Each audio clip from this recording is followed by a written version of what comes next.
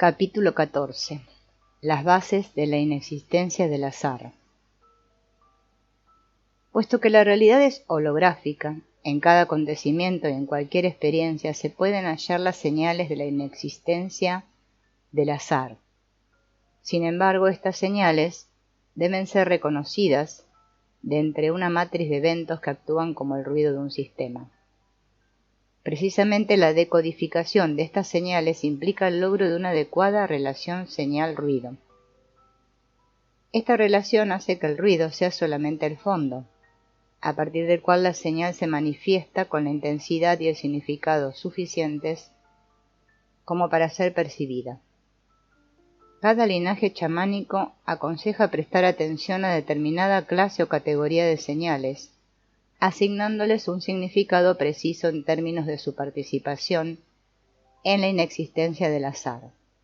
Don Panchito, por ejemplo, afirma que la forma de las nubes y su disposición señalan las características de un determinado camino. Así, cada vez que él inicia un proceso, las nubes le indican las vertientes del mismo, en cuanto a sus obstáculos, veredas y caminos. El mismo chamán nahual observa la disposición de las estrellas, las que también le sirven como señales de la inexistencia del azar. En realidad, con la condición de que exista una decodificación veraz, cualquier acontecimiento contiene la información de la totalidad y por tanto de cualquier evento es posible rescatar los indicios para el reconocimiento de la inexistencia del azar. Valga este escrito como muestra y ejemplo de lo anterior. Cuando hace aproximadamente 2 años terminé de redactar este libro, el capítulo presente quedó inconcluso. Durante esa época, en el Laboratorio de Psicofisiología de la Universidad Nacional Autónoma de México, yo y mis colaboradores iniciamos una serie de estudios acerca del llamado potencial transferido en el cerebro humano. Este potencial es una respuesta electrofisiológica de un cerebro que no es estimulado sensorialmente ante la estimulación que recibe otro cerebro, con el cual se ha establecido una comunicación directa. La comunicación directa acontece cuando dos sujetos son capaces de sentir su mutua presencia sin necesidad de utilizar señales sensoriales tales como la imagen del otro, su verbalización, su contacto táctil o cualquier otro medio físico de comunicación. El sujeto estimulado, por ejemplo mediante una luz, responde ante el estímulo con un potencial provocado, es decir, una respuesta neuroeléctrica que refleja la activación neuronal. El sujeto no estimulado también responde con otra activación neuronal como si también hubiese sido estimulado. Nuestros primeros experimentos señalaban que la morfología del potencial transferido era similar a la del potencial provocado, pero solo aparecía ante el 8% de las estimulaciones reales. En otras palabras, de cada 100 potenciales provocados en el sujeto estimulado, únicamente se podían detectar 8 potenciales transferidos. La metodología que utilizamos para este experimento consistió en la detección directa de la actividad electroencefalográfica de similitudes claras entre la actividad de ambos cerebros. Puesto que el electroencefalograma es muy complejo, para incrementar la relación señal-ruido, utilizamos el procedimiento de promediación mediante una computadora especialmente programada para tal efecto. Este procedimiento consiste en la toma de muestras de actividad electroencefalográfica a partir de la aplicación del estímulo, sincronizadas con su aparición y con una duración variable, en este caso de 1/4 de segundo, es decir, 250 milisegundos. Cada muestra sincronizada con el estímulo es promediada con las demás muestras. Las porciones de las muestras que se repiten ante cada aplicación del estímulo se suman mientras que la actividad aleatoria del electroencefalograma, que no tiene relación con el estímulo, el ruido de fondo del electroencefalograma, se anula en la promediación. Al final de varios promedios, El resultado es un cambio neuroeléctrico que refleja únicamente aquello que se repitió, es decir, la respuesta real del cerebro, la señal, y no el ruido. Utilizando este procedimiento encontramos el resultado antes descrito, es decir, un 8% de potenciales transferidos ante la estimulación de uno de los sujetos. Para llevar a cabo la investigación, primero invitamos a los sujetos a sentarse en el interior de una cámara aislada de sonido y electromagnéticamente blindada. En condiciones de silencio y oscuridad total, los sujetos, con los ojos cerrados, sentían la presencia uno del otro hasta que fueron capaces de establecer una comunicación directa.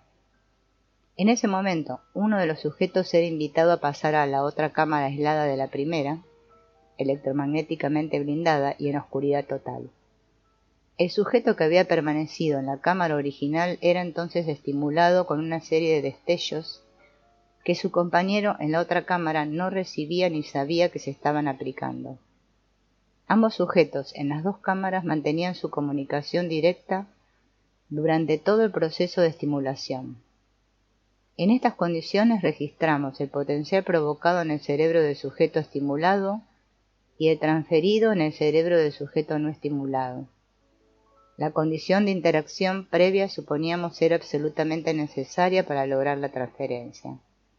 En esto nos basábamos en la paradoja Einstein-Rosen-Podolsky, la que indica que si dos partículas elementales establecen una interacción y después se separan en el espacio, la modificación de una de ellas conlleva la modificación concomitante de la otra, independientemente de la distancia a la que se han separado después de su interacción.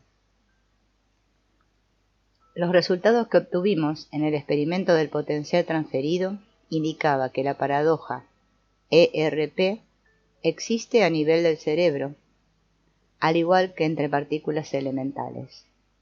En otras palabras, siempre y cuando se ha establecido una interacción entre dos cerebros humanos, al igual que entre dos partículas elementales, ambos, cerebros y partículas, quedan ligadas y lo que le sucede a uno de ellos afectará al otro miembro del par.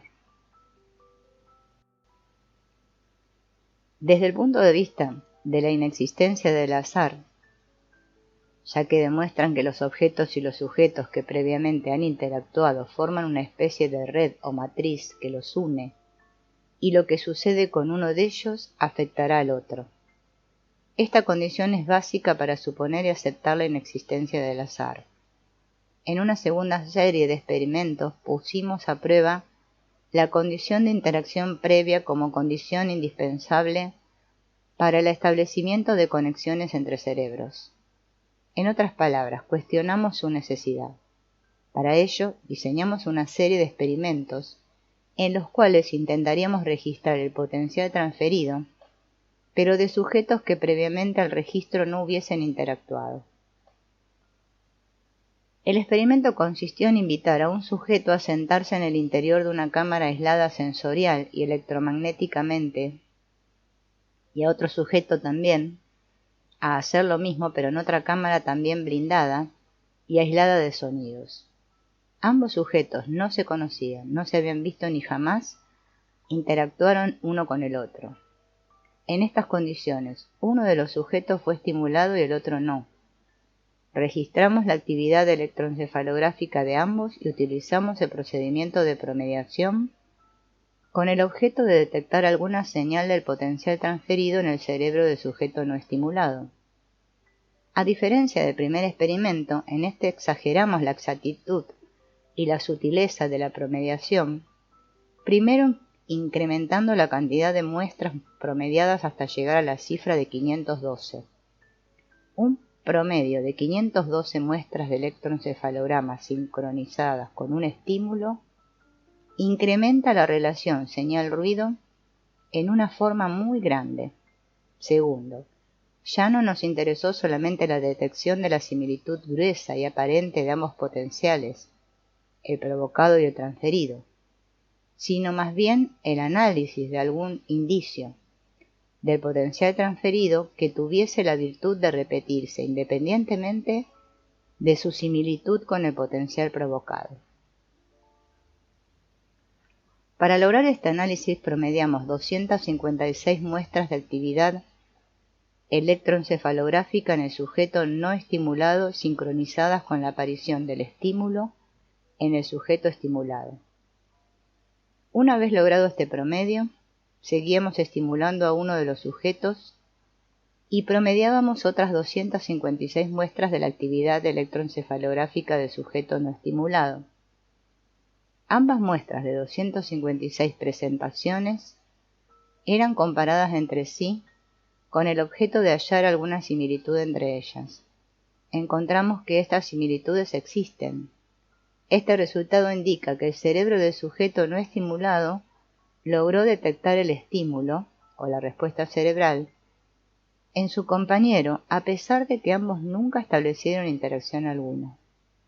En otras palabras, la conexión entre cerebros existe independientemente de que estos hayan interactuado previamente. Esto indica que la relación intercerebral se da naturalmente y existen condiciones que no requieren de interacciones previas ni de procedimientos de entrenamiento en comunicación directa. Esto no quiere decir que la detección tenga que pasar el umbral de la conciencia para existir. De hecho, nuestros sujetos, aquellos que mostraban señales cerebrales de detección directa, no pudieron decirnos lo que sucedía con su compañero estimulado. Esto indica que la conexión natural entre cerebros es inconsciente o que al menos no requiere de la conciencia para existir. En términos de la inexistencia del azar, estos hallazgos señalan que normalmente todos los cerebros humanos se encuentran entrelazados e intercomunicados entre sí y que los eventos que uno de los cerebros detecta afectan al resto sin que necesariamente exista conciencia de estos efectos. Extrapolando esta conclusión, podemos decir que todo lo que un cerebro detecta es detectado por el resto y de alguna forma influye en el resto de los cerebros modificándolos. Esta modificación es muy sutil y solamente detectable utilizando procedimientos de alta promediación, es decir, una metodología que logre incrementar sustancialmente la relación señal-ruido. Con base al experimento antes descrito, decidimos probar la posibilidad de que un cerebro pudiese detectar eventos naturales sin la necesidad de que otro cerebro fuese activado. En otras palabras, nos preguntamos si la actividad no aleatoria que habíamos registrado en el experimento intercerebral sin previa interacción era debido a la activación cerebral o si podía ocurrir sin necesidad de la intervención de dos cerebros. Para ello ideamos el siguiente experimento. Un sujeto era invitado a sentarse en el interior de una cámara blindada electromagnéticamente y aislada de sonidos, mientras que en otra cámara aislada de la primera y también blindada electromagnéticamente, eran presentados una serie de destellos sin que sujeto alguno los observara. Para lograr lo anterior, el procedimiento de estimulación y el de promediación fueron totalmente automatizados, para que una computadora controlara el experimento sin necesidad de la intervención humana. En esta condición eran presentados 256 destellos y las muestras correspondientes de la actividad cerebral del sujeto aislado fue promediada. Después eran presentados otros 256 destellos y también promediada la actividad cerebral sincronizada con su aparición. Ambos promedios fueron comparados entre sí con el objeto de encontrar alguna similitud que señalara la existencia de alguna respuesta no aleatoria. La respuesta ante esta búsqueda resultó positiva, es decir, el cerebro del sujeto no estimulado respondía ante el estímulo detectándolo a pesar de que ningún sujeto observó la maniobra de estimulación o intervino en la presentación sensorial. Este sorprendente resultado indica que el cerebro humano es capaz de detectar los eventos que suceden en el universo independientemente de que estos lo estimulen sensorialmente y sin necesidad de que otro cerebro se haya activado o percibido el estímulo en cuestión.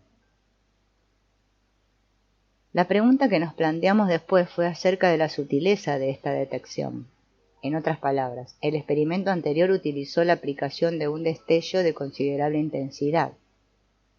Ahora nos preguntamos si el cerebro humano es capaz de detectar estímulos mucho más leves. Para contestar esta pregunta, desconectamos al estimulador fotoeléctrico y solamente aplicamos un pulso de sincronía para obtener la muestra electroencefalográfica y activar el programa de promediación de la computadora. El procedimiento de sincronización fue totalmente automatizado, de tal forma que ningún operador humano intervino en su aplicación.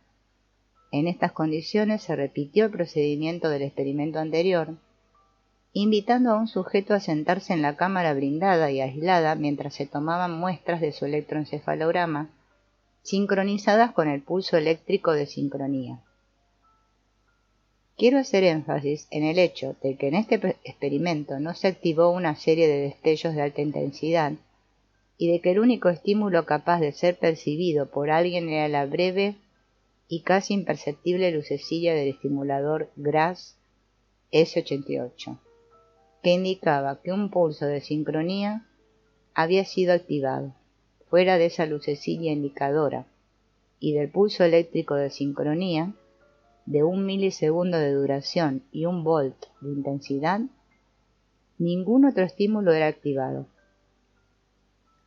Por supuesto que el pulso de sincronía activaba una computadora con todos sus circuitos echando a andar un programa complejo, y la pregunta que nos hicimos fue si esa activación podía ser registrada directamente por un cerebro humano. Promediamos 2 series de 256 muestras de electroencefalogramas sincronizadas con el pulso de sincronía antes mencionado y hallamos, al comparar ambos promedios, que existían señales repetitivas en ellos.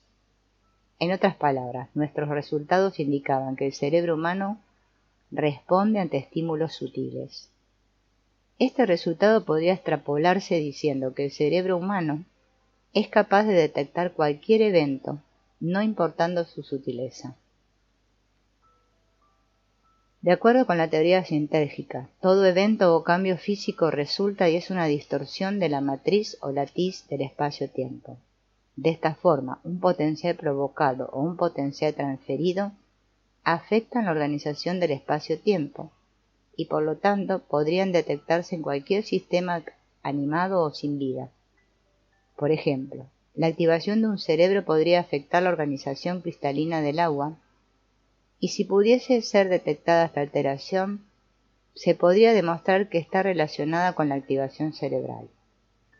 Precisamente para comprobar esta posibilidad, decidimos registrar las características de impedancia de un líquido, en la cercanía de un cerebro respondiendo ante un evento. Decidimos utilizar y aprovechar la metodología anteriormente descrita, y para ello un sujeto aislado de estímulos fue registrado cuando un destello se aplicaba fuera de su percepción consciente, y al lado de este sujeto se registraron los cambios de impedancia del agua.